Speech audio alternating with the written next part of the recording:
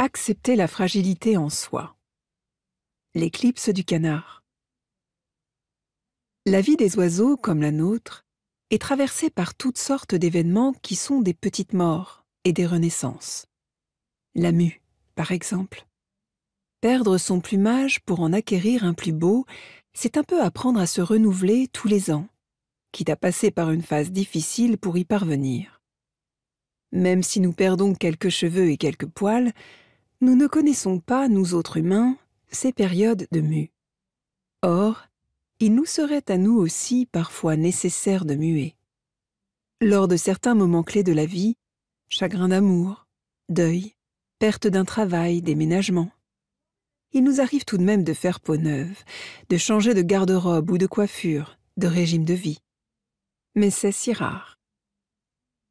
Il faut savoir laisser mourir quelque chose en soi pour pouvoir renaître. Et ainsi fait l'oiseau, quand il troque son plumage élimé contre des plumes nouvelles, éclatantes de santé. C'est pour lui vital. Il ne pourrait pas voler sans un plumage en parfait état. Et ça l'est aussi pour nous. Notre incapacité à muer, à nous détacher du passé, nous empêche trop souvent d'avancer. Chez l'oiseau, l'époque du changement de plumage est une période de fragilité. Parfois, il ne peut momentanément plus voler. C'est le cas de certains canards. On dit alors qu'ils sont en plumage d'éclipse. Une jolie expression pour désigner ce moment où l'oiseau se met un peu entre parenthèses, attendant que certaines plumes essentielles qui sont tombées repoussent. Il se sait fragile, se fait discret, n'engage rien d'important. Il prend patience. Il attend que le renouvellement s'opère pour recouvrer toute sa force, toute sa beauté. Ainsi devrions-nous faire parfois. Dans une société qui nous pousse sans relâche à être performants, nous ne savons plus nous mettre en éclipse, prendre le temps nécessaire lors des périodes fragiles de nos vies pour nous ressourcer, pour rassembler nos forces.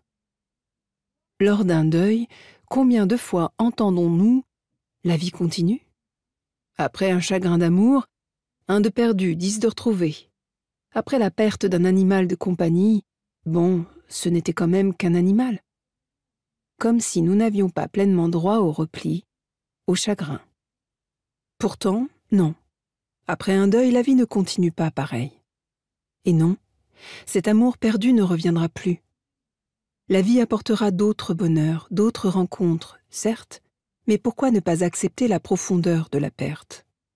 On ne nous accorde plus le droit au temps long de la guérison du chagrin, de la mue nécessaire. Comment s'étonner alors que dans nos vies nous ne sachions plus voler, nous, à qui l'on coupe si souvent les ailes, quand on ne se les rogne pas soi-même. Accordons-nous la mue. Accordons-nous les plumages d'éclipse dans les petits et les grands moments de nos vies.